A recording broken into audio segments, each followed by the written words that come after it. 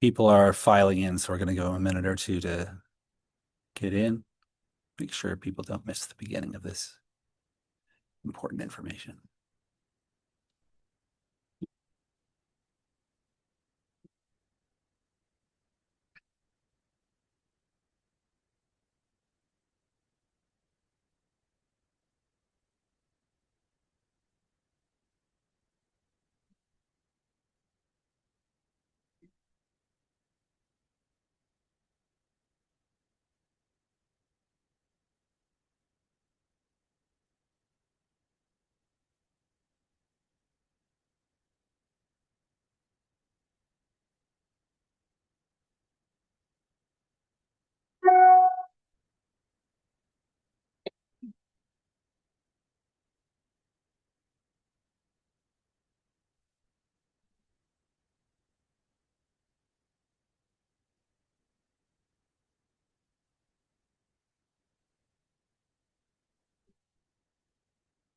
Okay, let's get started. Hi, everybody. Welcome to the sixth Covey Law and Thomas Dot Office Hour webinar. My name is Matthew Covey.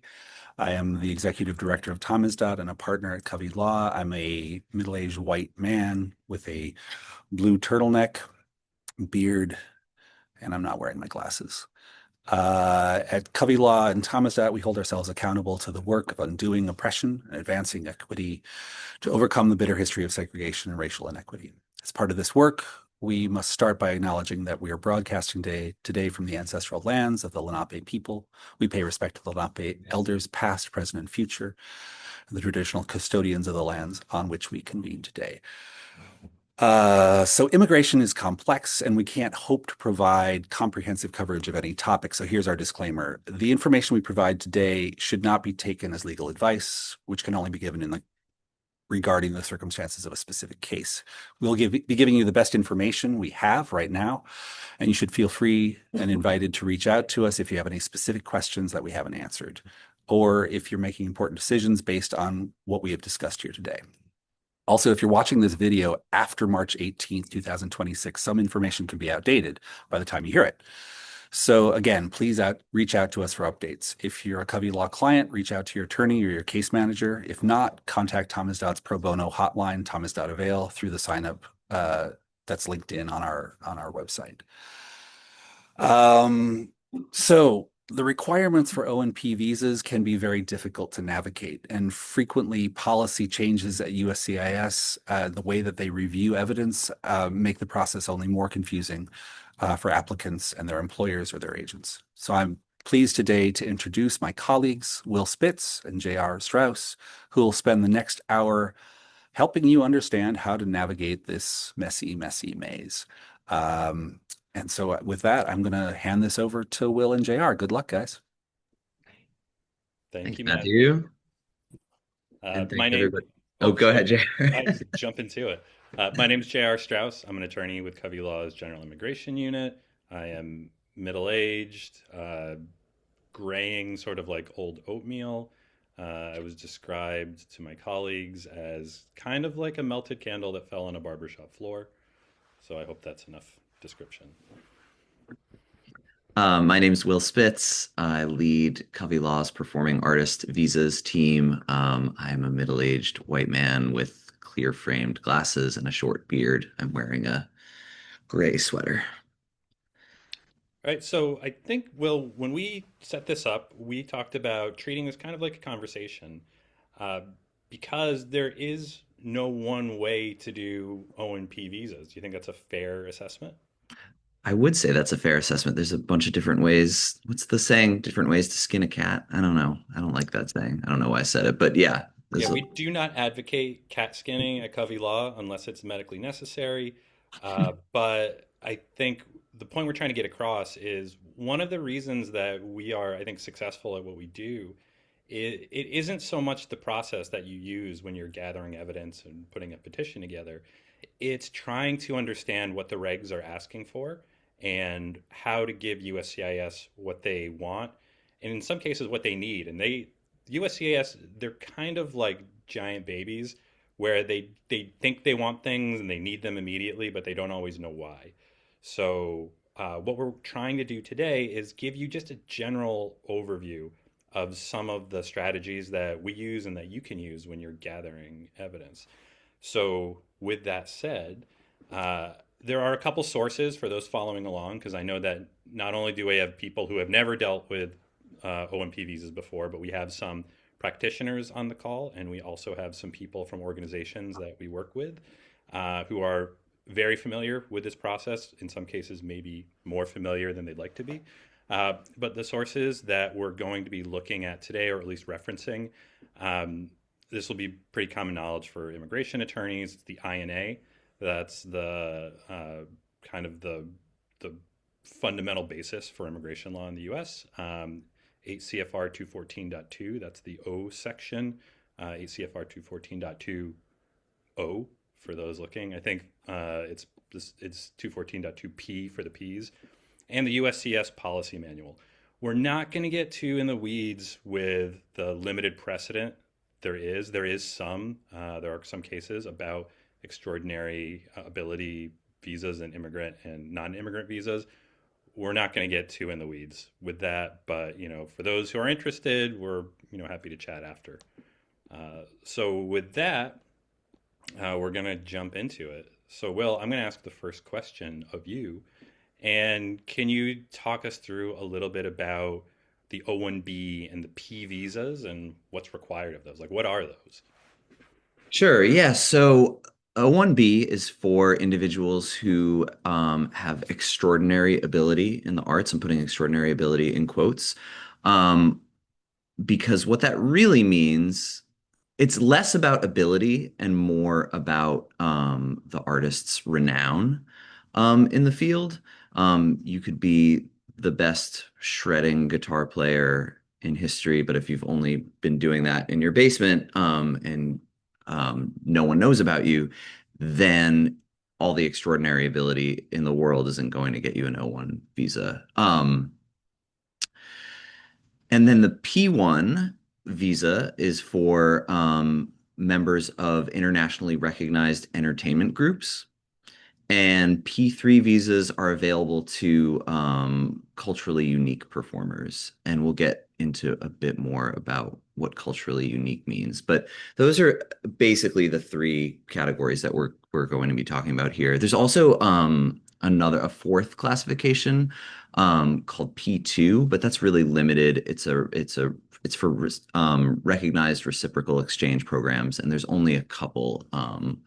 One of which is the program between the American Federation of Musicians of the US and Canada. So the Musicians Union has like a reciprocal agreement with their Canadian counterpart by which Canadian musicians can get a P2 visa. But the P2 is pretty limited, so I think we're probably going to not be focusing on that today. JR, do you want me to go into, well, so actually, I know what I want to do. They're basically with an O or a P petition, which is the paperwork that you're filing with the U.S. Immigration Service here in the U.S. as the first step in the visa process. There's basically two things you need to do with the petition, and they're pretty much separate. One is you need to establish the individual's eligibility for the visa classification they're seeking. So if it's an O1, you need to establish the artist's renown. If it's a P1, you need to show the group's international recognition. If it's a P3, you need to show that that the group or the individual performs a culturally unique art form, an art form that's unique to a certain group of people. So that's one piece of what you need to do. The second and pretty much separate piece is what we call employment documentation. You need to show that the individual or group has U.S. employment spanning the full intended visa validity period, which can be up to 3 years for O's and up to 1 year for P's. So we're going to be talking about those two things separately today, but both of those documentation to establish each of those things goes into the petition that's filed with USCIS. Thank you, Will. So I'm going to talk a little bit about O1As, which is extraordinary ability in everything that's not the arts. That's typically going to be business, sciences, research, education, so specifically teachers rather than people who instruct, who are artists who instruct. Um, One of the bigger ones is athletics. Uh, that falls under the O1A. I'm also going to talk a little bit about the O1B in film and television because the language is a little bit different, and that is extraordinary achievement in film and television. But it does follow the same criterions or yeah, criteria. I don't know Latin, so if anybody can forgive me, please. Uh, but really, the biggest difference with all of these, the O1A and O1B, is that the evidentiary requirements are going to be quite a bit different. So O1A has 9 categories, I think, including the comparable evidence. O1B has 6 categories. For both of them, we're trying to hit 3. And the thing that comes up kind of frequently for us is this concept of like the burden of proof or how we have to prove things. And it's the preponderance of evidence standard. And we have to show for each of the categories, if we were trying to get one of these categories, that it's more likely than not that the evidence satisfies what the regulations are looking for. And that's what we're going to talk about today. I can say, fortunately, I think the TV film O&B, other than having to get another union involved, you have to get consultation letters for all of these O visas. They're pretty much very similar. Working with those unions is a whole nother story and can be very difficult. But for the most part, they tend to be a little bit easier. O1A is more challenging and has gotten more challenging. For anyone who's tried to get a green card for extraordinary ability, the EB1, you will recognize a lot of the categories because EB1 is the very tippity top of the field, and it combines aspects of the O1B and the O1A because they're trying to bring in everybody from the extraordinary ability, the O1A and O1B non-immigrant visa classes. So I guess, Will, do you want to just jump in and talk about the regs that we're going to be, that kind of determines people's fate? Sure, yeah, and just for anyone who's not clear on what the reg, when JR says Oh, yeah. regs, you mean the legal regulations, that's short for regulations, that govern these visa categories. For those people who are not going to bed every night looking at Code of Federal Regulations, yes, or they looking at the INA, that's what I'm talking about. Totally. And just I want to again say that my expertise is very limited to performing artist visas. My specialty is very narrow. So the stuff that I'm going to be talking about is going to be focused on performing artists. And then JR can talk about everything else. I'll play with the JR, history of immigration. Yeah. do you think it would be helpful at this point to quickly go through the 6 criteria for O1 and P1? Yeah, O1. because some of the questions that we got prior to this call are people asking for a little bit more information. And I think, Will, it probably is a good idea to go through it and maybe in just plain English describe what's being asked for, because I, to this day, still don't know what an endorsement is. So Yeah, we could there's a talk lot about of that. weird language in there for sure.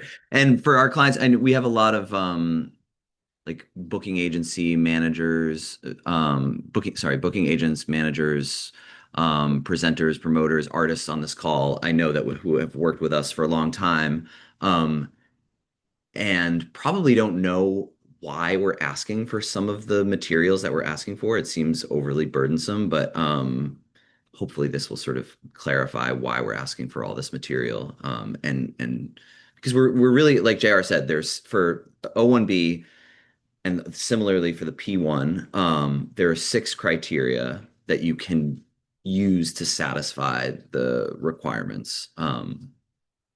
And you need to hit at least 3 of them. You need to satisfy at least 3 of those criteria to get the case approved. So the O1B, there's again 6 evidence types. The first one is evidence that the individual has performed in the past and will perform in the future in a leading or starring role for events or productions that have a distinguished reputation.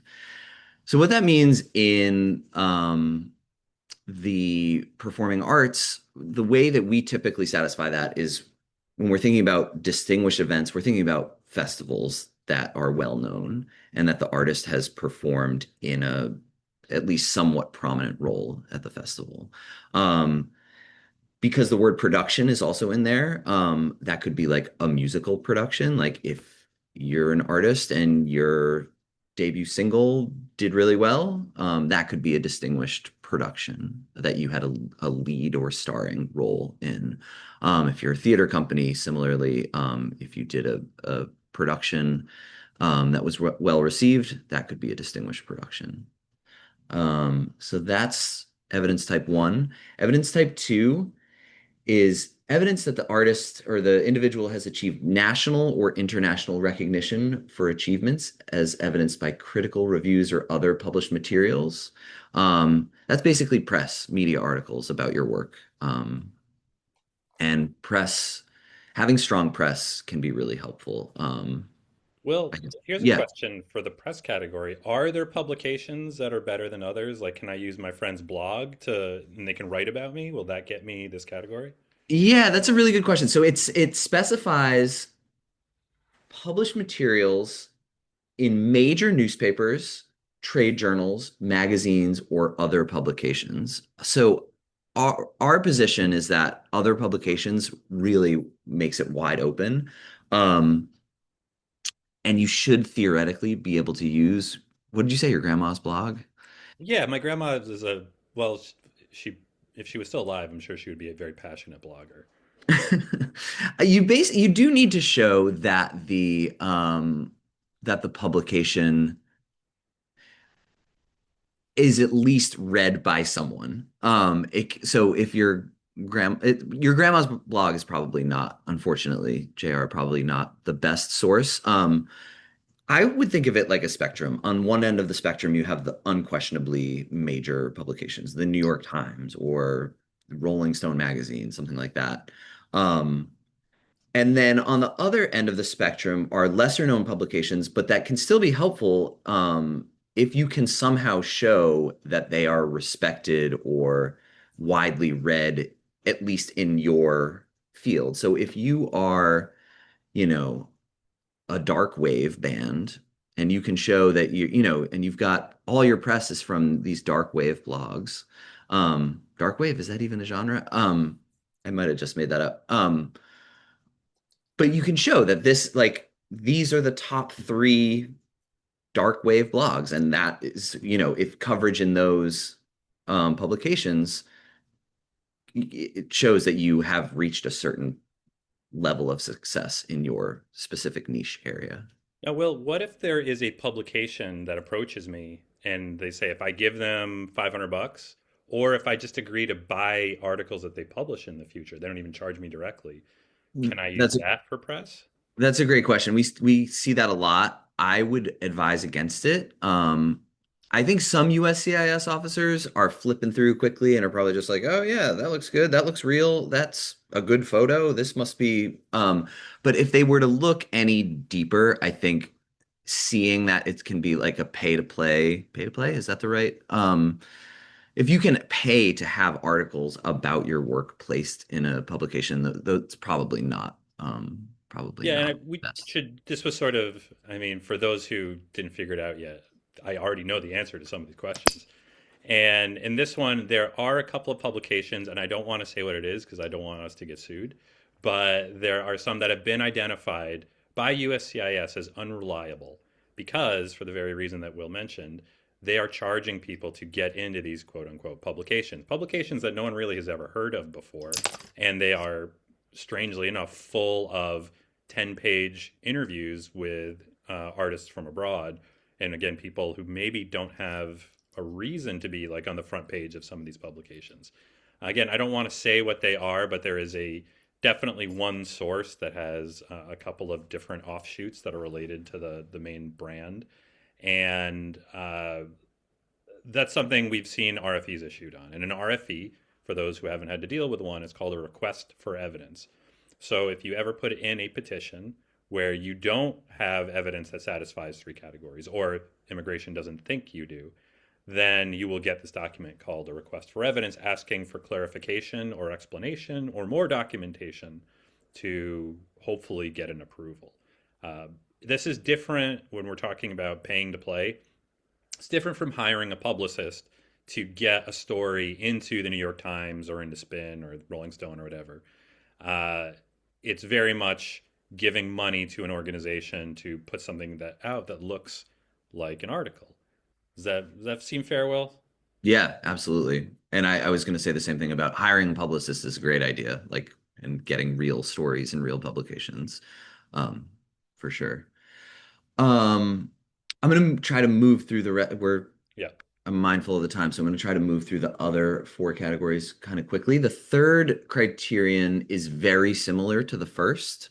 Um, Evidence that the individual has performed in the past and will perform in the future in a lead, starring, or critical role for organizations and establishments that have a distinguished reputation. So that's very similar. The difference is the couple differences are the word critical is in there.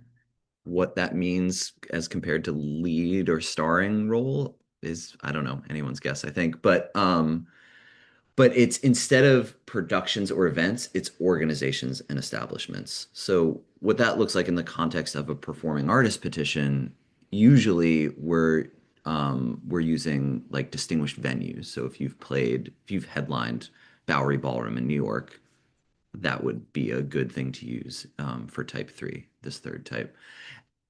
One thing to note that I didn't mention, I don't think, or I didn't make clear when I was talking about the first criterion, and is also true for this one, is that there's a past component and a future component. You have to show that the individual has in the past performed and will in the future perform for an event or an establishment that has a distinguished reputation. So it can't be either or, it has to be both to satisfy these criteria.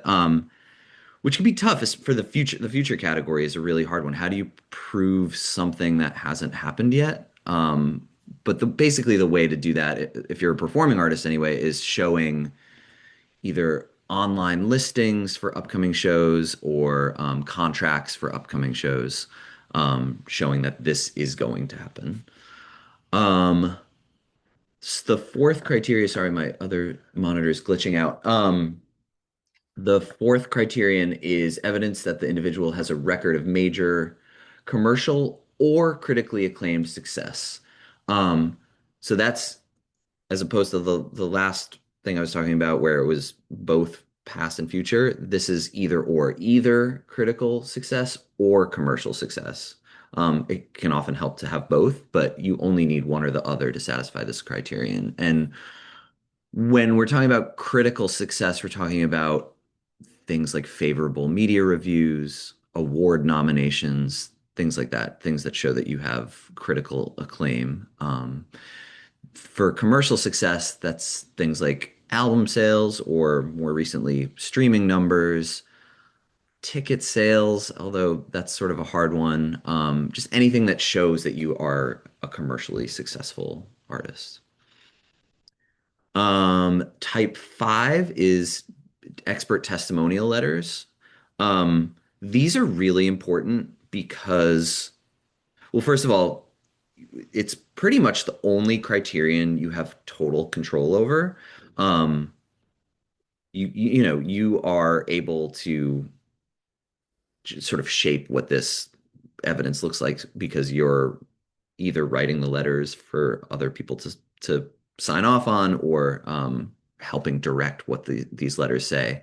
Um, and the idea with the testimonial letters is to not just say this person's really talented.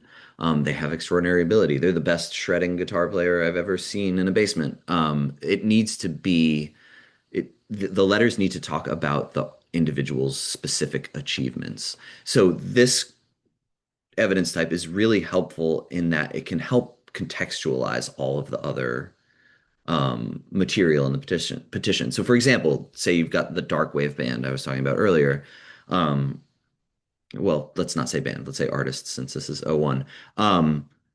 Having a testimonial author say this person got their newest album was rated 9 out of 10 in Dark Wave magazine, which is it's the gold standard for dark wave music. Getting a 9 out of 10 in this publication is clear evidence that this person has reached a high level of success in the field and in this specific genre.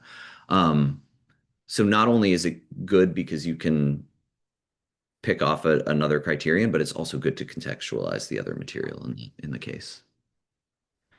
The last one is evidence of high remuneration or salary. This is a tricky one. Basically means if you've been paid well in the past, and this is past or future. Um, if you've, you know, played Coachella and got paid, $20,000 for a 45-minute set, that would be something that you could use to satisfy this criterion. It's a tough one though because you need to compare it to others in the field, and that becomes tricky in the performing arts anyway. I think it's different if you're like a software engineer or something, and you say, I make X, my salary is this much, and the average salary for a software engineer is this much, and I make double or whatever. That's a bit clearer. I think in the context of performing arts, it's hard because, compared to compared to you two, I'm not getting paid very well. Compared to like the music teacher around the corner, I'm getting paid really well. But it's sort of it's a hard one to hit. But if you have any particularly impressive past or future contracts, it can be good to include that. All right. And Will, should we stay on the O topic, or do you want to briefly talk about the P evidentiary requires? Because we can circle back and I'll talk about the kind of O's that my team works on. Yeah, why don't I very quickly do P1? I can do P1 and P3 quickly. The P1 criteria are very, very, very similar to the O1. The differences are whereas the O1 can be satisfied by showing international or national acclaim. So, um, if you are well known in your home country, but you've never done anything outside your home country, you can still get an O1. P1 requires international recognition. So you need to have been at least somewhat successful in at least two countries. That can be your own country and the country next door, but it does need to be at least two. Otherwise, I'm just trying to think. Otherwise, the criteria is pretty much exactly the same. And so I don't know if we need to get more into it than that. I'll quickly do P3 and then JR, you want to circle back to the other O1s.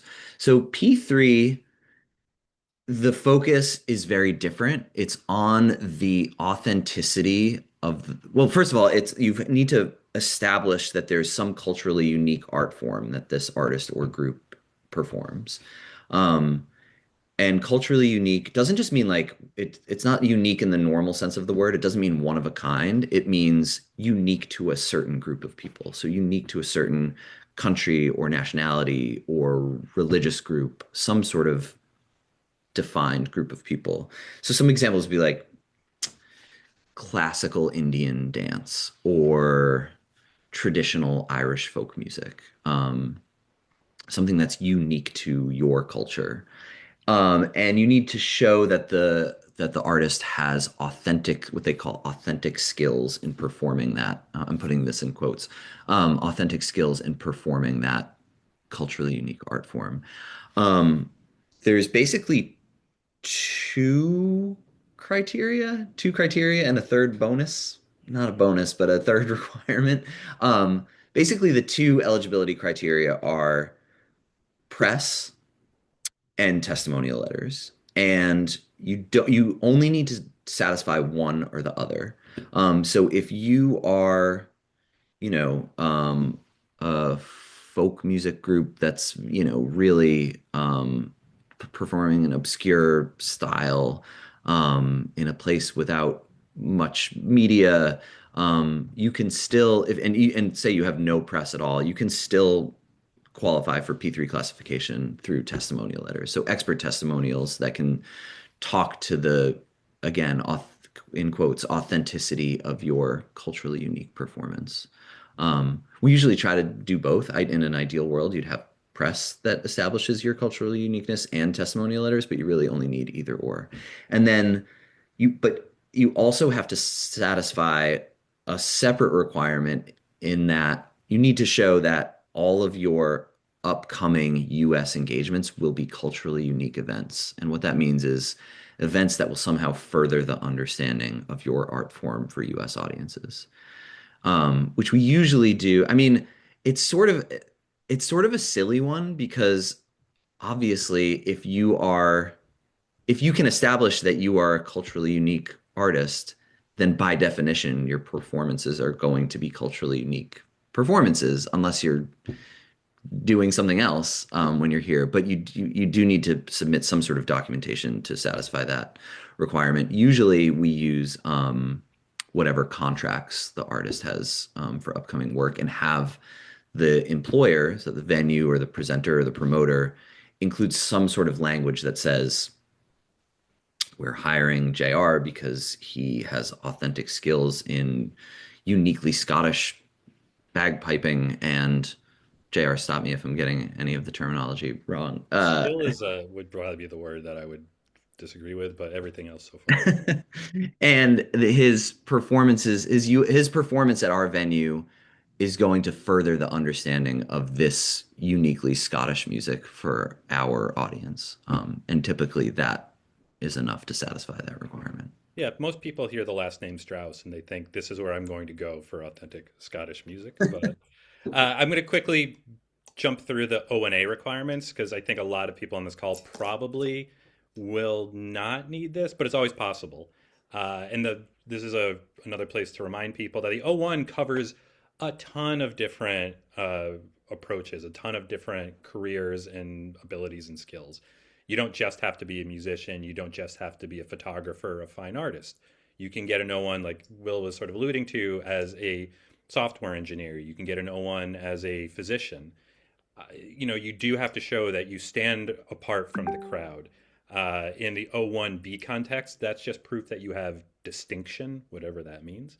And in the O1A, in another example of really wonderful legislative writing, you just have to show that you're at the top of the field, whatever that means. We tend to tell people it's like the top 20 to 30% of people, there's no real number for there.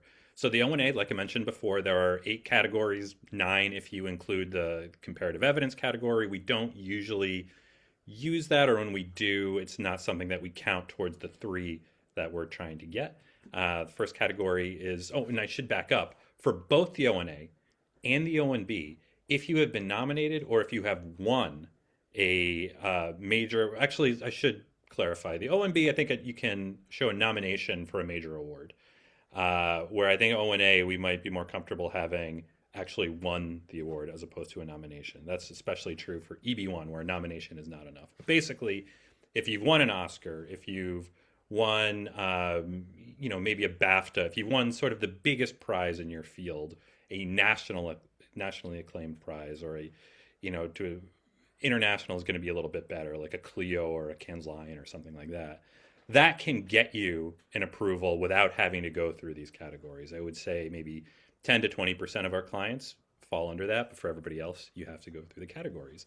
If you have a prize, JR, sorry to interrupt. I'm glad that you mentioned this because it applies in the P1 context too. The only difference is that a national award is not sufficient for P1. It needs to be international. But Grammys, Latin Grammys, Junos, although Junos, I guess, are Canadian only. If the awards are given out to people from not just your country, a Grammy or an Academy Award is a good example.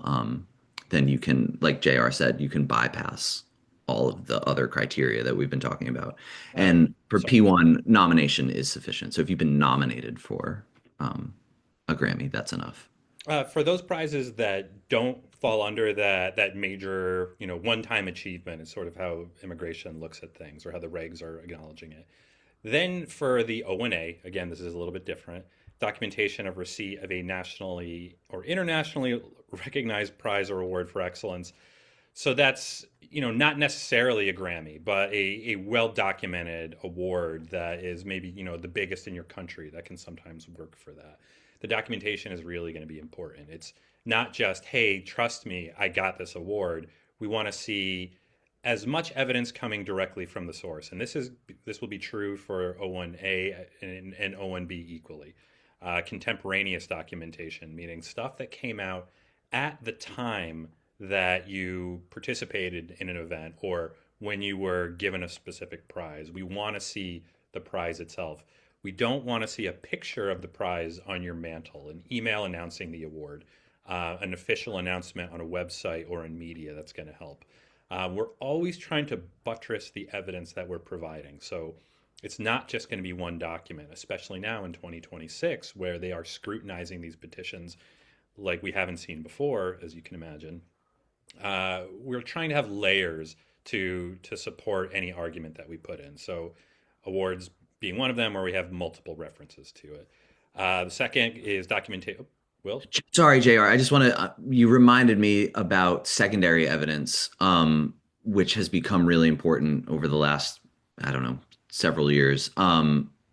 It's not enough to just submit the blog post or the New York Times article or the flyer for your Bowery Ballroom show. You need to establish the significance of that evidence with what we call secondary evidence. So if I'm submitting an article from the New York Times, I'm also submitting the New York Times circulation numbers or a similar web page or an article that's like, the New York Times is a great newspaper. Similarly, if it's a headlining show at Bowery Ballroom, I'm finding, Rolling Stone's best venues list and showing that Bowery Ballroom is on that list, something to establish the significance of the primary evidence that you're submitting, which is really important and more so now than ever. And now they're starting to ask sometimes for basically, they're not describing it this way, but they're basically asking for tertiary evidence. So it's like Bowery Ballroom headlining show is the primary evidence. Then the Rolling Stone article about Bowery Ballroom is the secondary evidence. And every now and then we get an RFE that says, well, what about Rolling Stone? We don't know what that is. How can you use this Rolling Stone article to establish the distinguished reputation of Bowery Ballroom? Tell us about Rolling Stone. And then it's like, if you take that to the logical end, there's just it would be an infinite. There's no way to I don't know. There would be no end. But so we're not submitting.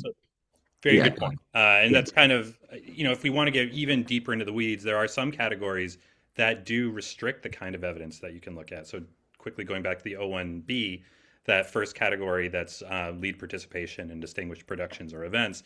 If you look at the reg, it says here is the evidence that we will consider to establish that. It'll be contracts, like press or PR about an event or an individual's participation.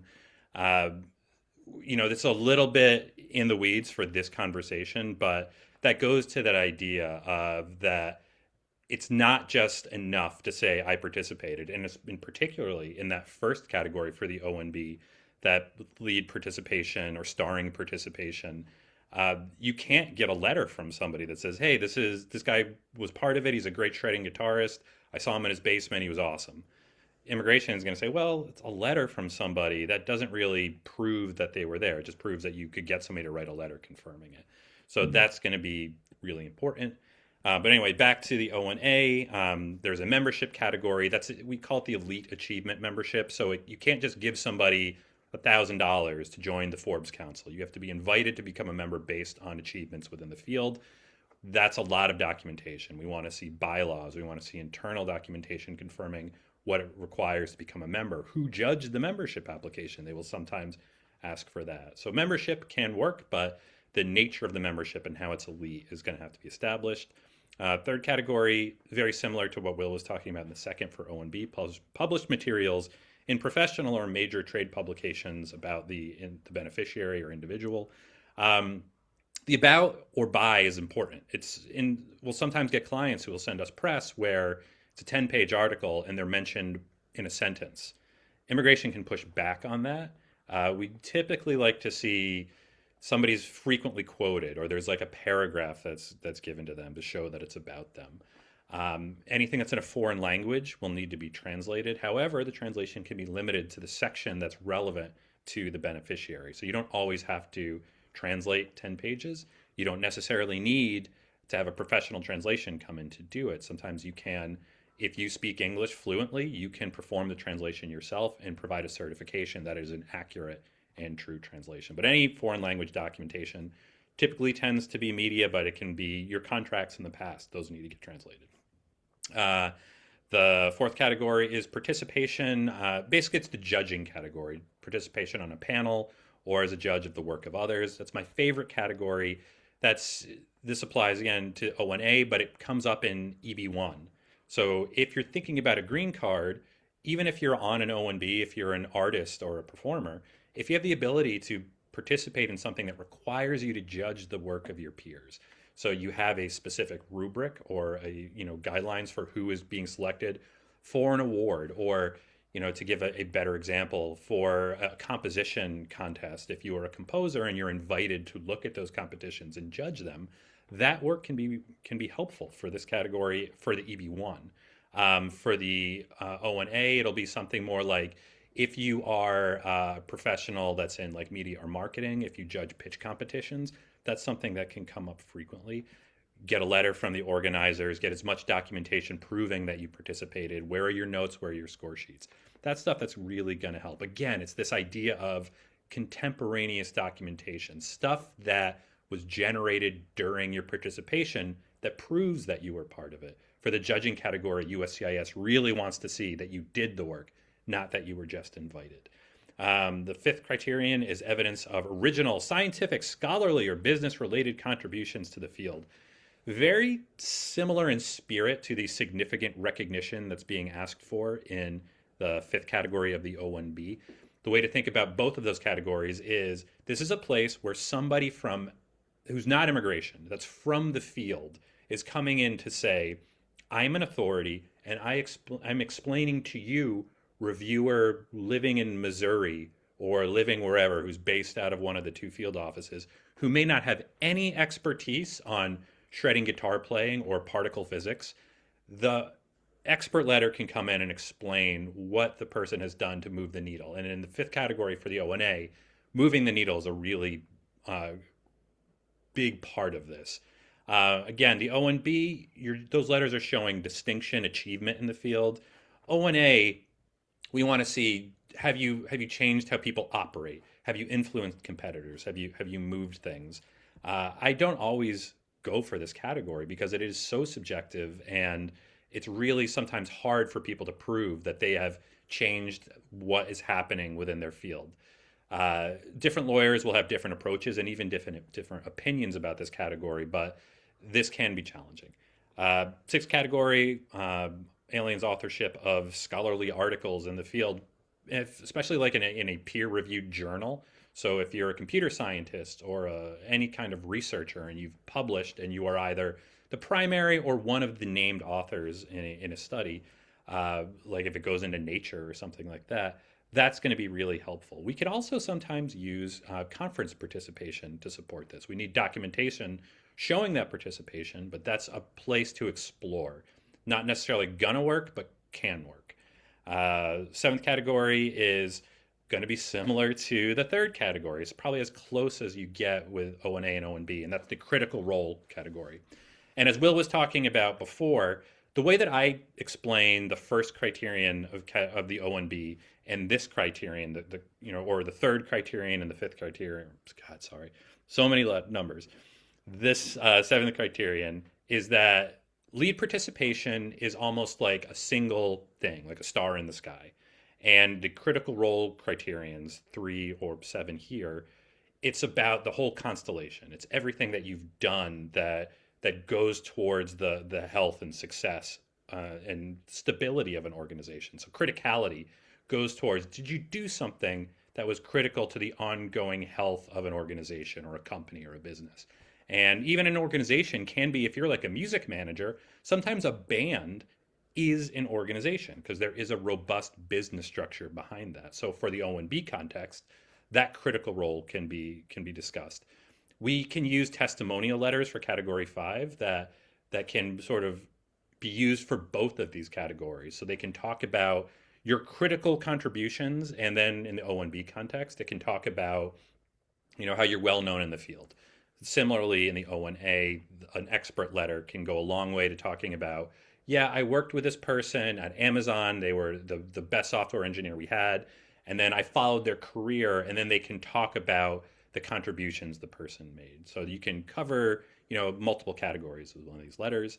Finally, the eighth criterion, similar to the O1B, and it's the high salary that they either has commanded or will command. The same issue that Will brought up. It is very much data driven. Uh, while we can use the Bureau of Labor Statistics for a lot of different job titles, so like a fine artist, those numbers exist under the Bureau of Labor Statistics. But as you may have seen in the news, that information is kind of outdated at this point. And sometimes the BLS numbers are 2 years behind. And if we can even trust the numbers that are coming out now, the other data that we use, it's like what everybody else uses, is like Indeed or Glassdoor or reliable online outlets that are reporting the financials across fields. But that's generally it. Uh, so I think I mentioned that I'll be talking about O&B TV film, same categories for standard O&B extraordinary achievement in the arts. We don't really worry about that, but we do worry about um, getting the letters from unions that have jurisdiction.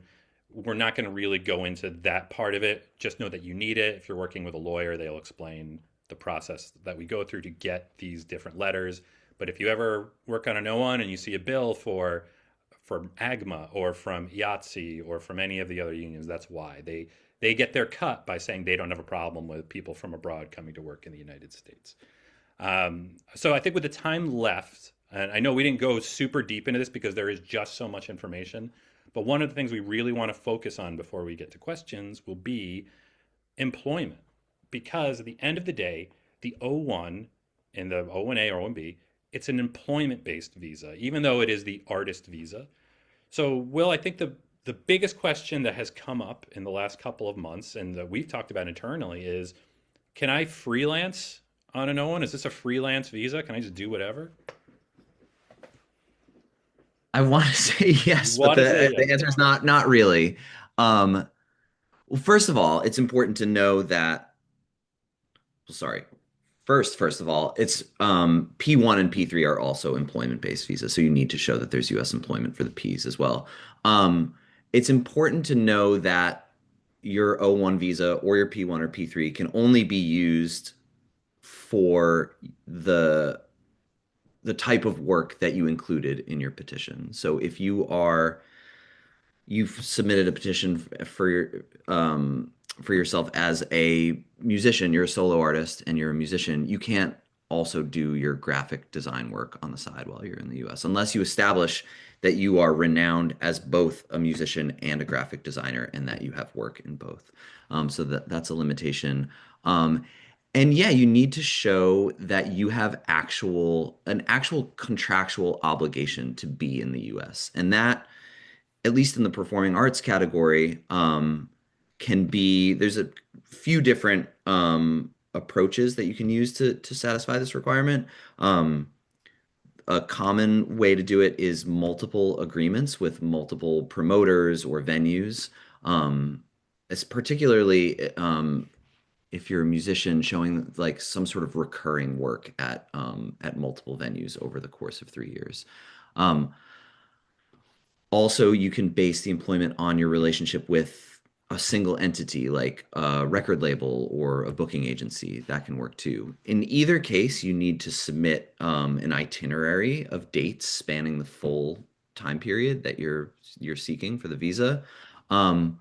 Which obviously, I mean, no one's booking real engagements 3 years in advance. But there's a little they're supposed to take industry standards into account when they're looking at itineraries. And as we've explained to them many times over the years, it's not standard in the industry to book uh, a musical event 3 years in advance. So submitting good faith plans or dates that are in negotiation, projections based on, your booking agent's relationship with different venues and promoters and what they have planned for you over the course of the 3 years can be sufficient. You just want to make sure that nothing in the itinerary is completely made up out of thin air and that Yeah. nothing contradicts reality. Sometimes we'll get itineraries from agents that have dates, that are 2 months away, and then when you go to the venue's website, it's a completely different show, different genre. There's no way that just conflicts with reality. So making sure that nothing is contradicted by a quick online search is really important. Yeah, that's something I wanted to touch on. A lot of times we get people coming to us, and sometimes it'll be like, my friend did this, or my friend will do something for me. And unfortunately, in law and in immigration, sometimes your friend is our worst enemy. So when somebody says, And my friend, nowadays, JR, nowadays ChatGPT counts yeah, as like ChatGPT told me that this is okay. That's if like you're becoming using my ChatGPT to do your O1, I'm happy to talk to you in 3 months when you need to hire me to fix what ChatGPT did. And I know it sounds like lawyers are going to say that. Go with God if you want to try ChatGPT and see how that works out. But anyway, maybe uh, someday, but not yet. not yet. So in terms of the legitimacy of the offers, it really goes towards bona fide intent. That's something that comes up when we hear RFEs. It's okay to not know 100% what's going to happen in 3 years. You want to balance that speculative nature, and USCIS focuses on in RFEs the idea of, is something so attenuated or not really likely to happen that it is speculative. It's just you're pulling dates and ideas out of the air versus uh, we are a major arts center. We have exhibitions planned over the next 3 years. We think that the exhibition will occur in this time frame. And most of our employment confirmations will include language saying the schedule is subject to change. Doesn't mean that you should get a letter from a gallery owner that you're friends with saying that they're going to exhibit, because USCIS has been known, and the consulates, if you're from a, as most countries are, if you're from a country where you have to interview for a visa stamp, they will call your employer. Has that been happening a ton? Thankfully, no. But has it been happening? Yes. So be aware that anything that you put in, and you don't have to have a traditional contract. And most times we do not use traditional contracts. We use memorializations of intent, or just one-page letters that acknowledge the required documentation.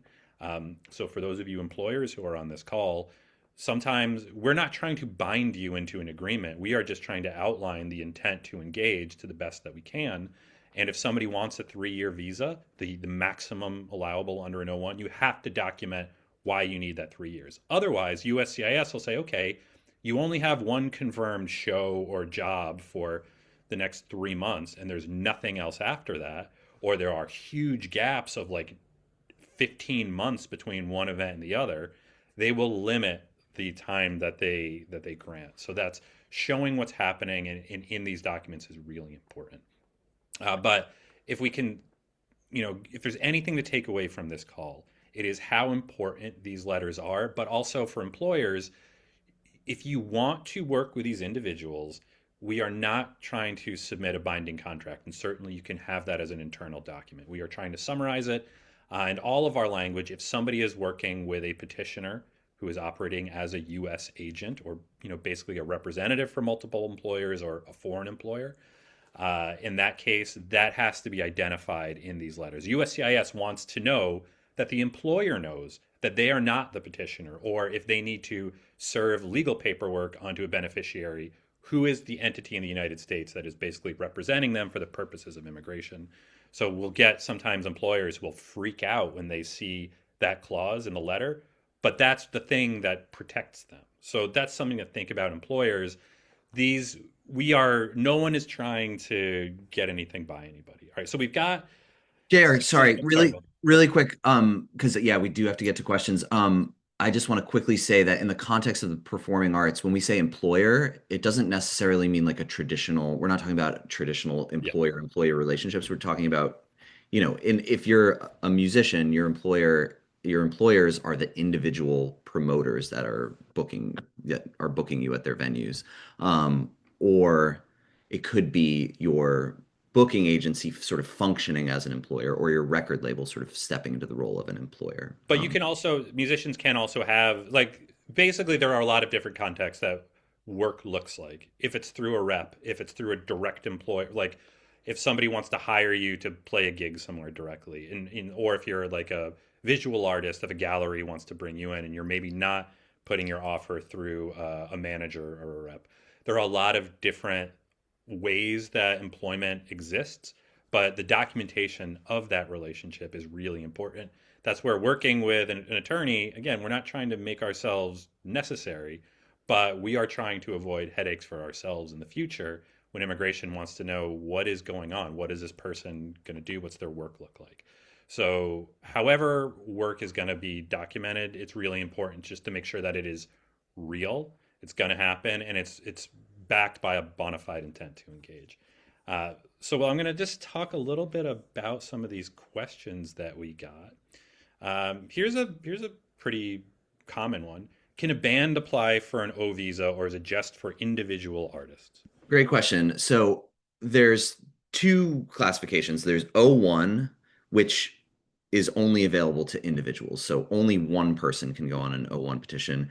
If that person has backing performers or non-performing crew, any sort of support personnel, all those people can go on a separate O2 petition as essential support. Sometimes, so usually in the context of performing arts, O1, O2 is usually the O1 is some sort of solo artist, and then if they have a backing band or backing performers or crew, those people go on an O2. There are certain situations where a band can get O visas. For example, if you have a clear front person in the band, if you're the Rolling Stones, Mick Jagger could get an O1, and then the rest of the band and the crew could get O2s, and that would be fine. But you really there needs to be a person in the group that has individual achievements that you can point to. Yeah, and sometimes like the duo can also both get O1s, but they will have to submit individual petitions for that work. So even if the petitions are very similar and the job offers are basically the same with pronouns changed, it's still going to be individual petitions. And well, this is an interesting follow-up based on that.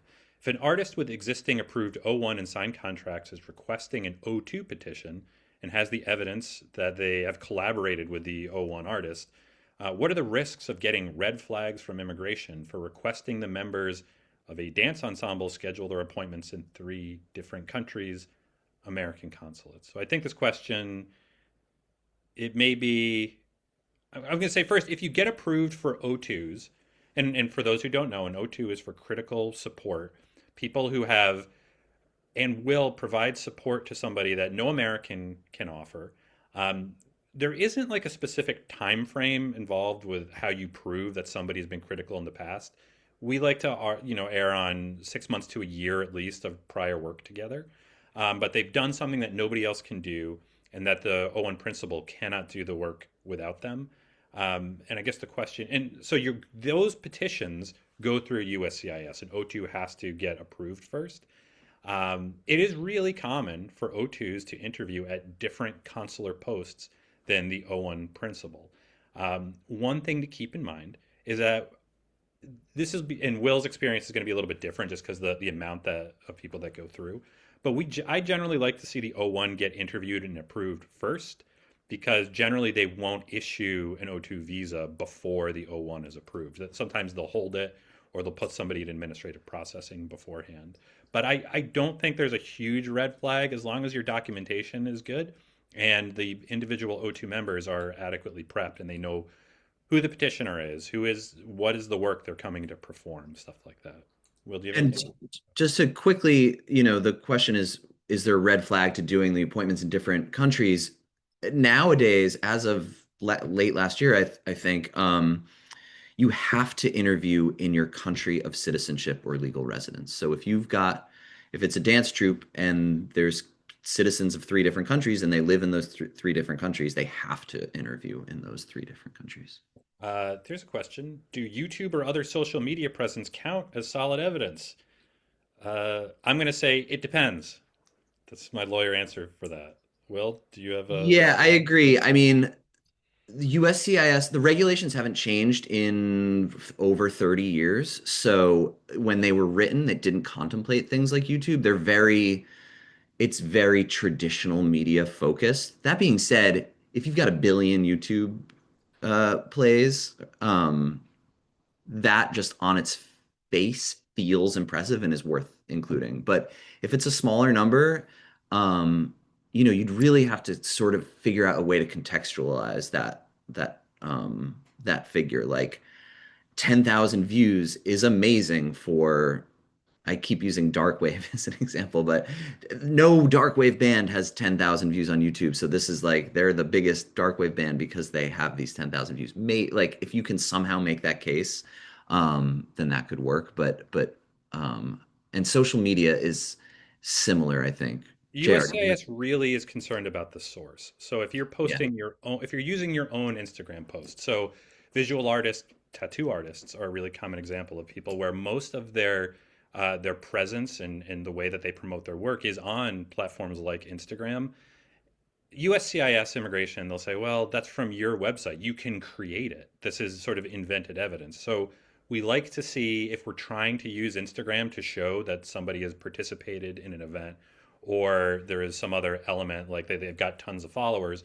We want to show that it's like posts from like the event itself, like if it's a tattoo convention or a well-known shop or a gallery that has an exhibition coming up. We want those sources as opposed to the person who is applying. YouTube is similar. You can post your own stuff, which is it is a little bit self-serving, and sometimes immigration will identify it as such. They are getting a little bit better, but when it comes to social media, when it comes to digital media, it is very much, it really depends on the reviewer. And I think, in closing, one of the things to consider is that a lot of times you can have the most well-built petition in the world. If you get a bad reviewer, it might not make a difference. Similarly, if you have a kind of a weak petition, but the reviewer is just rubber stamping stuff that day, then maybe you get through, which is another reason. Just because you have a friend who is not as talented as you are and they got approved and you didn't, that doesn't mean there's anything wrong with you or your career or the way that your petition was put together. Sometimes it just comes down to the luck of the draw of who the reviewer is. We try to build our petitions, whether they're from the performing arts group or from my team, with that in mind, that we're trying to, no offense to USCIS, but we're trying to idiot proof everything that we do. And that's something you should be thinking about when you are collecting evidence for your petitions, is what will immigration understand? If you're giving me a magazine article, can I look at it? Is it going to be this weird PDF that is strangely formatted? Or is it really clear on its face what it is? If you're giving me the New York Times circulation numbers or the proof that it's well known, can I read it and understand it and digest it? That's what we're looking for. We're trying to make these petitions as easy for a USCIS reviewer and potentially an officer at a consulate to understand. I think we're kind of up on time. I don't know, Harlan, if we want to do any more questions on this. Yeah, are we limited? Can we keep going if people want to stick Yeah, I don't around? mind going if people are sticking around. I'm trying to pick off some questions. I'm typing answers in the Q&A box. So if anybody's asked a question, I think if I've answered it. Oh, here's what that's easy for me to answer. P3 visa. Does the artist need to pay taxes on their earnings? And if so, what does that look like? File a tax return? Our answer is talk to a tax attorney or an accountant with experience in immigration. We cannot give you tax advice. Generally, you do need to pay taxes, realized in the United States based on your presence in the US, but that is not legal advice. Talk to an accountant, and we can always refer you to accountants. I would also say that the website Artists from Abroad is a great resource. They have two sections on their website, immigration stuff and tax stuff. Both are really great. It's probably the only website on the internet where you're going to find accurate information and up-to-date information about this stuff. So if you just Google artists from abroad, it comes right up, and they have really helpful information. Here's another kind of easy one. Can O2 people be swapped out in the same ways that P1Bs can? Unfortunately, no. You would need to file a new O2 petition. So my advice is always, if you're doing an O2 petition, include everyone that the O1 might want to work in the US with. So if you have a tour booked and you're just bringing the 3-piece band for this tour, but next year you want to bring the whole 10-piece ensemble, include everyone all at once, because unlike the P1B, you cannot substitute beneficiaries after the fact. You would have to file a new petition, which is expensive and time consuming and all that. Here's a quick question from somebody I think we're already working with. Do all 6 criteria or points need to be met? Nope. You just need to hit 3 of 6. We recommend having like a 4th category just in case immigration is not jazzed on one of them. It gives them a chance to say no and they can feel good about that. Just need We 3 of o- yeah, we always try to submit. Sorry, JR, I didn't mean to interrupt you. We always try to submit as many as we can. If we could do all 6, great. But quality is more important than quantity, and 3 can be enough on its own. Oh, this is a good one. They're all good questions. Thanks, guys. Have you had experience with petitions not being receipted for months, even with premium processing? We had a batch of petitions, and some were receipted quickly, others delayed by 2 months before the premium processing started. So that's premium processing. We've described this as, and other lawyers as well, we're being held hostage. Everybody's being held hostage because CIS is taking at least 10 to 12 months to adjudicate regular petitions. So that's petitions that are filed with that $530 fee, which is insane. We understand that it's insane. We agree with you. We do not want to have to use premium processing. It is now $2,965. It is bonkers. The only benefit, I mean, not the only benefit, but the main benefit of premium processing is that the responsiveness from USCIS is tends to be quicker. They tend to be receipted in within a week, assuming there are no issues that lead to rejection of a petition. But it's much easier to track the lifespan of a case. They must adjudicate within 15 business days, not 15 calendar days. But one thing to keep in mind that there is a pause in place for certain countries that have been named under recent presidential proclamations. That's Proc, is it, I think 10998 or 10098. I can't keep track of the incredible legal thinking out of the White House, but there are a number of countries that are paused. So for instance, if you were born in Venezuela, but maybe you're a citizen of another country, they are pausing adjudications based on those proclamations. So even if you file with premium processing, they're not adjudicating, they're pausing that. There is current impact litigation that is happening that we're waiting to hear the result of that. But just in terms of that question, regular processing, yeah, delays are not uncommon. 2 months is a little unusual. A month, I think, is not that crazy.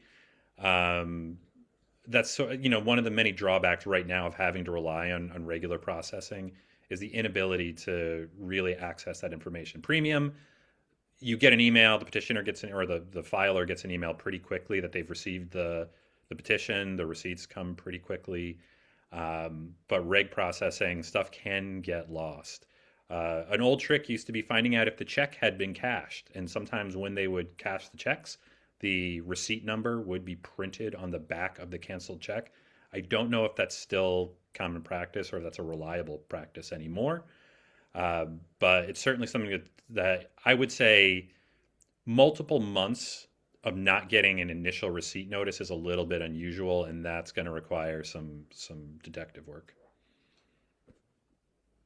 But yeah, it's a bummer that we have to rely on premium processing now. For anybody that needs to get in the United States before, I hate to say it, 10 months, then yeah, you're probably going to have to use premium, it's insane, but that's where we're at right now. Let's see. I'm currently pursuing my third Covey 01. Congratulations. Pursuing an EB2 green card, and their perm has recently been approved.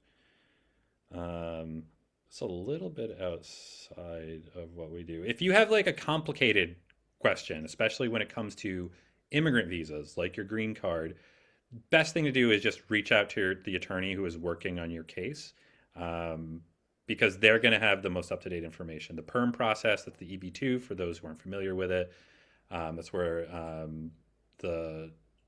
you basically get a labor certification. I don't want to get too into the weeds on that. It's very nuanced.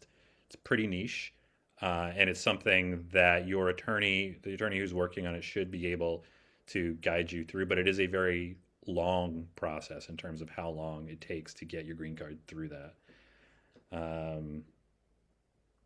So yeah, I don't want to give information to specific cases because this one is is very specific. How long in advance to advise to file an O1 renovation? That's from an anonymous attendee. This is kind of like goes to what we're talking about with timing. A true 1 year renewal is a little bit different than requesting a new 3 year period of approval. And that the difference there can be a way of how we practice things and how the attorney handles it. There is, and I'm conscious of getting too specific with these questions. A true 1 year renewal does give you a bit of a buffer where you're allowed to continue working. But in terms, like the vast majority of our clients, particularly those who are using a U.S. agent as a petitioner, you're going to follow the same rules as anybody who's filing an initial O petition, where you want to start it as soon as possible, up to 12 months. So really, if you know within a year that you're going to be getting another O petition, or I think even it becomes very frustrating with P petitions. But for O's in particular, having advance notice is really important, especially if you're not using premium. Really, the difference that we're seeing in processing is all coming down to premium processing versus regular processing. And they're definitely, the advantage of premium, again, is like you don't have to start thinking about your visa 16 months ahead of time. You do have the ability to not be as worried. But if you're just using regular processing, I think start having a conversation with your attorney or the team that's working on your visas. God, I think 16 months is probably just to think about all the evidence that you're going to need to collect, because you're also going to have to account for everything that happened in the prior 3 years, which again is insane because if you're only a year and a half into your O1, you still have a year and a half left to document. So you can probably get a sense from what we're dealing with. The backup and regular processing adjudication just complicates everything. It's all down to USCIS not doing their job in a timely fashion. JR, can I answer this P3 question? Yes, please. I hope you will. And yeah, I guess we're okay to just keep going. So Okay. again, for anyone who's still here, thank you for sticking around. And I'm also answering as many questions as I can in writing in the Q&A box. This person says, we have been listing several beneficiaries on one P3 petition with no problem for several years. The event is an Irish traditional music teaching venue with performance component.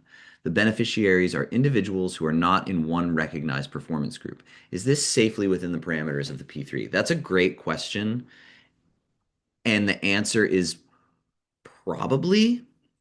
If you can show that they're all working as part of one unified, culturally unique program, that can work. It's not completely without risk. I mean, we do this fairly regularly. For example, there's like a flamenco organization that it sounds very similar, actually. There's like a teaching component, there's a performance component, and every year they bring something like 10 flamenco artists to come and participate in this program, to perform, to teach, and they're not a recognized unit. They're not a group that's pre-existing, but they're all coming to take part in this one single program. That's a culturally unique program in that it is furthering the understanding of flamenco for U.S. audiences. So I think, again, we've had success with this. It should work.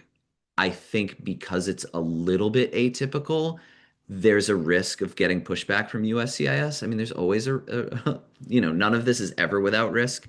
I think because this is a bit of an atypical setup, it's a bit more risky, but it should work. I wish I could give more definitive advice, but that's the best I can do. All right, here's a question that was pretty easy to answer. Excuse me, 01.5. How many testimonial letters do I need? So I think that's for the significant recognition category. You need as many as you can make the argument that you have significant recognition in the field. I think you can have 3 testimonials. You could have 10 testimonials. What Will was alluding to before, and what I was talking about when I was talking about the similar criterion in O&A, those letters are like there's summaries of who you are and what you've done as confirmed by people who have clout and understanding in the industry. So in terms of like, we want to be able to document who these people are. So one letter from somebody who is, a like a really well-known music journalist, or maybe an academic, or somebody that's head of A&R for a really well-known label, or the head of MoMA if you're a visual artist, like somebody who has that level of expertise and understanding of the field. And the caveat, or the side part of that, is that we have to be able to document it. So we have to be able to find proof that this person is an expert, so immigration will believe them.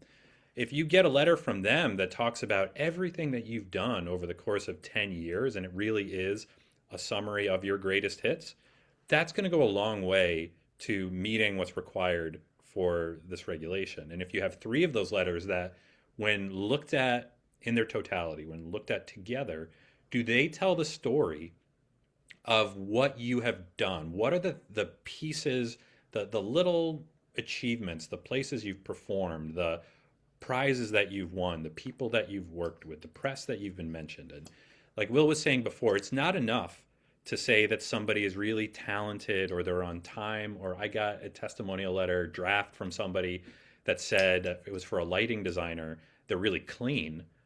I mean, after COVID, we all know how important it is to wash your hands. Some people have learned that lesson better than others, but that doesn't really give us what the reg is asking for. And it is examples of achievements and accomplishments that have allowed somebody to get that level of recognition, that the head of MoMA is writing them a letter, or that Francis Ford Coppola is writing a letter, or somebody of that level. Can you do it in 2 or 3 letters? Yeah, if these are really established authorities who are coming in and can say, here are 5 things about the person. And the way that I talk to clients about satisfying it is, think about, if you are hiring somebody, do you want to are you going to hire somebody that you don't know that well said, yeah, this guy's pretty good, hire him? Or are you going to hire somebody from a lawyer that you've worked with that you really respect and they're well credentialed, and they're going to say, hire this person because they've got a bunch of awards, they've worked at a bunch of really well-known places, they were mentioned in the New York Times in 2026, here's the name of the article. Those specifics in those letters are really what show immigration that this is from a real person. That is also a point that, even if you are helping somebody draft letters, which sometimes can happen, they need to know what is in that letter. They have to be part of the drafting process. It can't just be something that AI spits out. So backup is, do not use AI to write all of your testimonial letters. We do not recommend it. Do people do it? Yeah. But if your testimonial letters all look identical and all look like they were written by a robot, then yeah, you're going to get an RFE, and you probably should. It's okay for testimonial letters to be written by people who aren't great writers, as long as they are experts in their field and they are attesting to, documentable achievements, especially if you have a petition where you've got evidence of your lead participation in notable events. This is a great place, like Will was saying before, to repeat that. You're basically summarizing all of the evidence in the petition with these letters. So to answer the question, I think 3, if they're good letters from established authorities, that should be sufficient, but certainly more is possible. JR, a couple people asked about, if you've had an O1 before, is it quicker or easier the next time around? In a way, yes, because you can reuse some of the evidence that you've gathered for your first O1 case. But you do need to show sustained claim. So if you that's the USCIS terminology, sustained a claim. So if you had success 10 years ago and you got an O1, and then, after that you retired from, let's say it's music, you retired from music and you were making bread for 10 years, and then you want to restart your music career, but you haven't done anything, there's no new press coverage, no new work to show, then that's going to be really tough. But if you've had a ongoing career in your field, you're probably, if you've had an O1 before, it's probably going to be a bit easier the next time around. It's not any faster. Someone asked, does it make it I assume they mean, would USCIS process your case faster? The answer is no. They process first time O1s and 10-time repeat O1s at the same speed. Interestingly, to that idea of sustained a claim, it's a concept that came out of a case called Kazarian that was adjudicated about 10 years ago, and it wormed its way into if you look at the policy manual, it's mentioned in there as something they look at.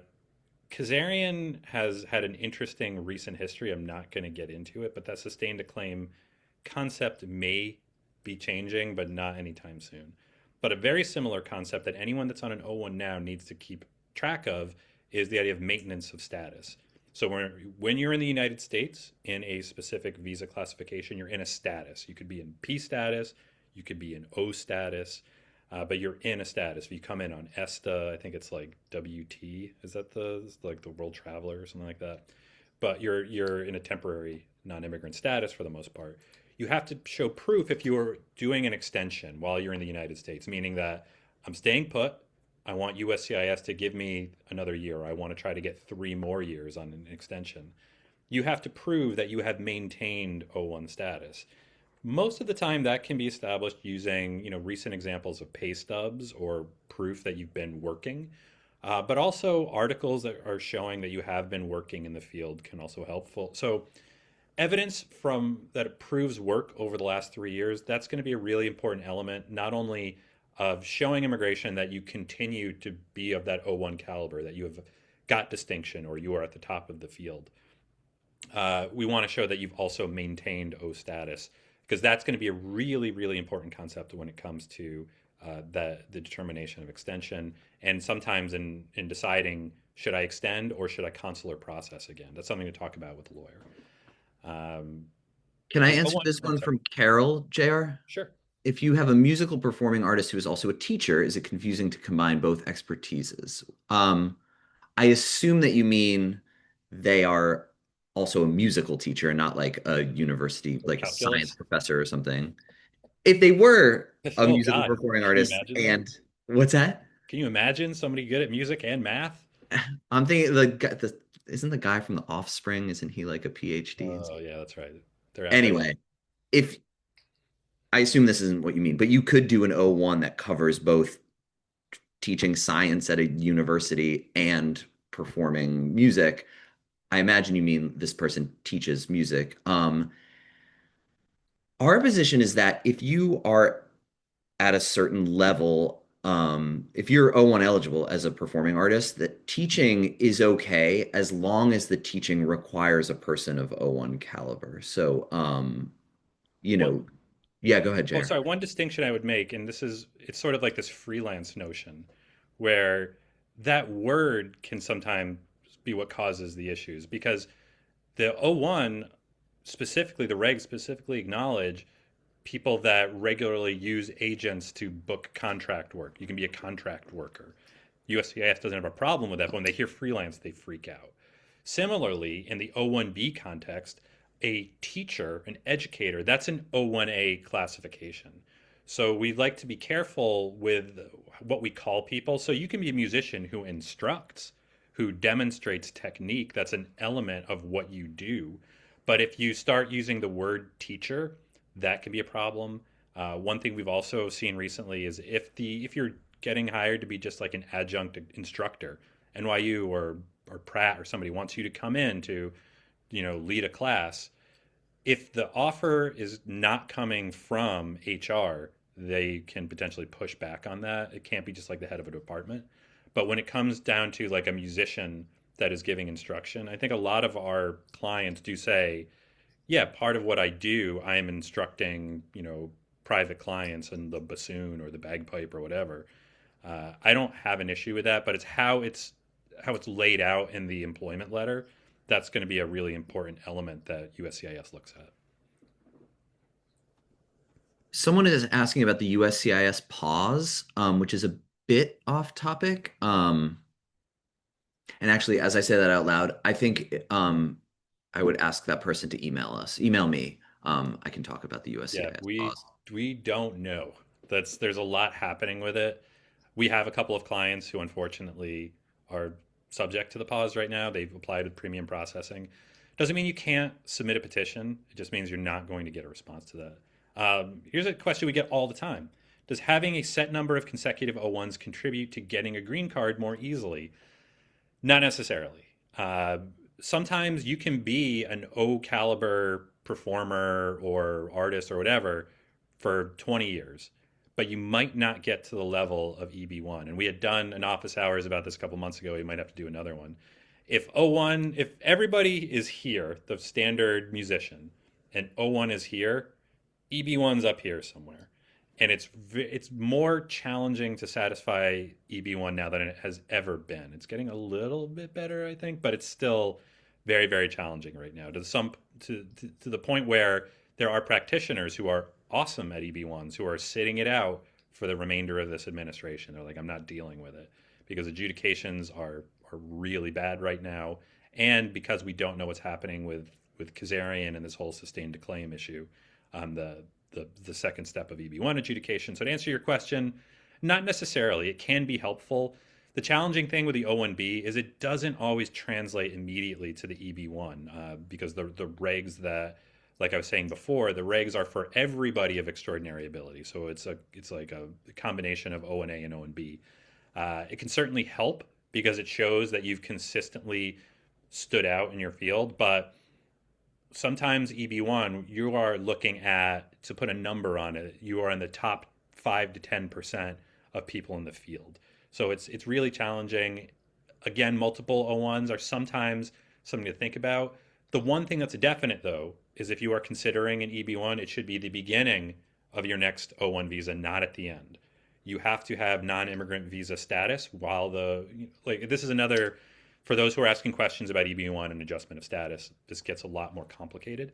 But a rule of thumb that we are applying for our green card petitions is that I want you to have at least a year to 2 years of eligibility left on your non-immigrant visa so you can be in the United States while a potential extension is pending or while you're waiting for an interview abroad.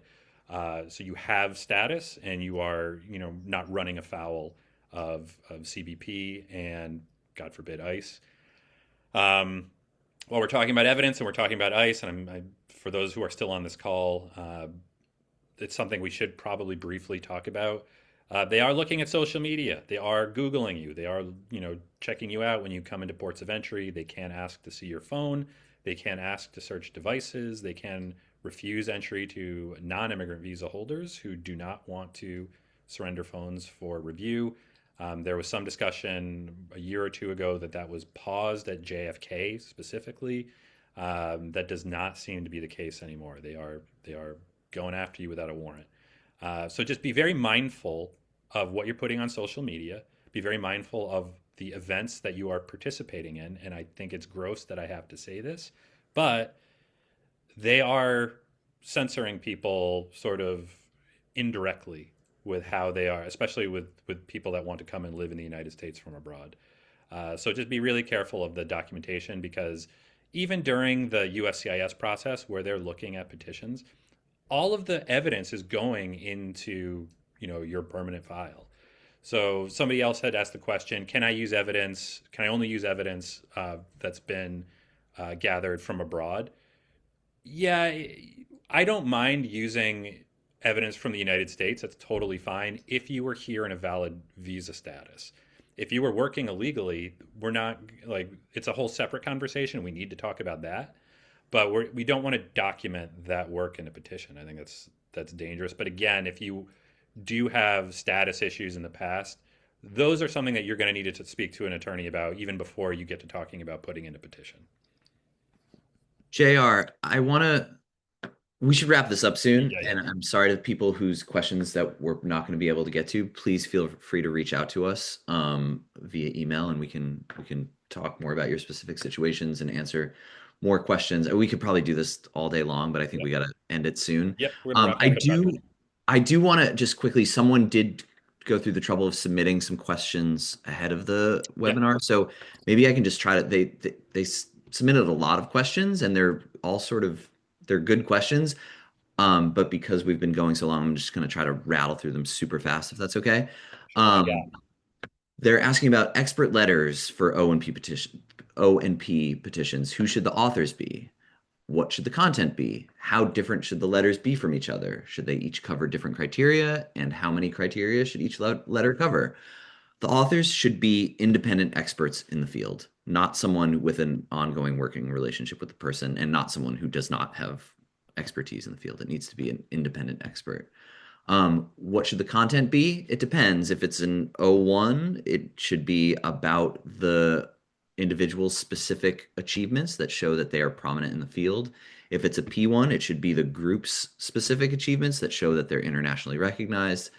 If it's a P3, it should be the authenticity of the skills of the artist in performing the culturally unique art form. And it should explain what the culturally unique art form is for the USCIS officer who's not going to know what this specific, uniquely South African genre is or whatever it might be.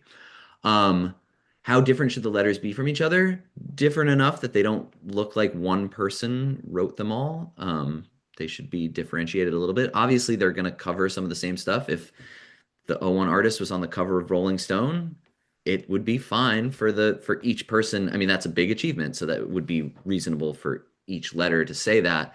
But the language should be different, and there should be, a good amount of differentiation. Should they each cover different criteria? Not necessarily. As many criteria as they can hit in a letter, the better. Just the author should be speaking, authentically about what they know about the artist's career, I would say. I've been hearing about receiving more RFEs about contracts. Yes, we're seeing more RFEs about everything right now. They're not crazy RFEs. It's just sort of more. We're just getting them more frequently. And, I don't know that I have great general advice on how to avoid RFEs because, we're not able to avoid them in all cases. Our RFE rate has jumped in the last 6 months for sure. And, I think just being able to respond to them confidently and thoroughly is the important thing. What does a satisfactory letter look like when a contract is not finalized? It can be the summary of the terms of the agreement. So basically, date, venue address, and remuneration, the fee that the artist is being paid is enough. Similarly, for the kind of stuff that my team works on, a direct employer can confirm employment 40 hours a week or 20 hours a week at the same address over a period of time. There are cases where maybe you're a graphic artist and you work out of your home in addition to an office address or not an office address at all.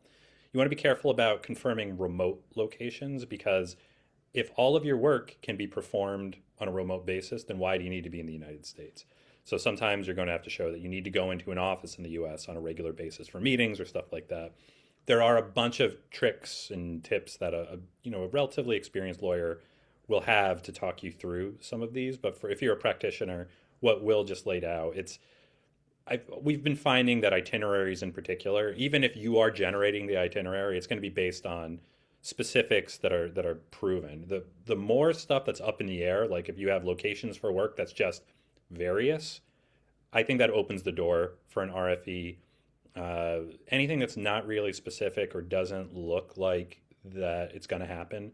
Any language that's conditional. So if somebody's going to be working for 6 months, but we might give them 2 years, depending on how satisfactorily they've accomplished the last 6, that's going to look speculative. So that's, there's stuff to look at. But what Will just went over, I would say, for us, it's my team and the professions that we tend to work with, even if it's stuff that's very similar, like a sound engineer or a producer or something like that. The specifics are really going to save a letter. The last couple of questions that this person asked, what's your take on including backup beneficiaries on P1 and P1S applications? Since again, with applications needing to be submitted so early, ensembles don't necessarily know who might be traveling for a tour that's a year away. That's a really good question. I think there's risk including a bunch of backups. If you're a 4-piece band and there are 3 drummers on the petition, that might raise an eyebrow at USCIS. At the same time, if you can make the case that basically you need to establish for P1 at least, you need to establish that at least 75% of the members have had a regular, ongoing role in the group and are integral to the group's activities.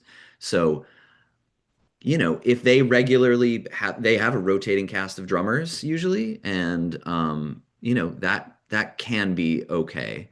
But so then the question becomes, what about P1S applications? Including backups can be okay. You need to show that every person on the P1S is essential to the P1 group's work and have experience doing the job for the P1 group. So if you've got your tour manager, but you're worried like the tour manager might leave and go tour with another band, and you have another tour manager in mind that you've never worked with before, I think that's not doable. It needs to be someone who's had some experience working with the band. And again, just if it doesn't pass the smell test, like if there's 6 tour managers on a petition, that's going to look a little weird unless, it's Elton John or something. So just keep in mind there's a line, I think. It's a very fuzzy gray line, but a line between what seems reasonable and what might not seem reasonable to a USCIS officer. And finally, is there any way to get USCIS to keep O1 and O2 and P1 and P1S petitions together so you're not always getting an RFE for the support personnel? No. We rubber band ours together. We put a letter on top saying these petitions are related. Do not separate them. We put a note on page 8 of the I-129 saying these are related petitions. Here's the first beneficiary on the other petition and their date of birth. If you can't find the other petition, use this information to look it up. And inevitably, some percentage of cases get an RFE saying, Maybe tear a where's $100 bill in half and tape one half to the one and the other to the right? O2. All right, Yeah. so I think that's our time. We went Yeah. long. Thank you. This is anyone that's had a consultation with me knows that I have a bad habit of doing that. But I guess if there Lots are to any talk about. questions, you can follow up with us. Do we have a contact email that we want to give out, Will? I can give mine. Yeah, yeah. Or There's, Thomas Dot. yeah, let's give both. For if you're a performing artist or have work with performing artists and you have a performing artist visas question, you can reach out to me, Will, Will, at Covey, Covey dot law, Law. And then Thomas dot, I think is just info at thomasdot.org, I think. There's also a contact form on Thomasdot's website. That's actually probably the better place to go if you go to the Thomasdot website and look for the contact form And there. I am for questions related to EB1 or some of the O1s that are a little bit broader. I'm JR, just the letters, at Covey.law. Thanks so much for coming, everybody, and for sticking around and asking great questions. All right, we will talk to you at the next office hours. I don't know if we have a date for that yet, but we would love to see you there. All right, thanks everybody. Bye, everyone. Okay, bye.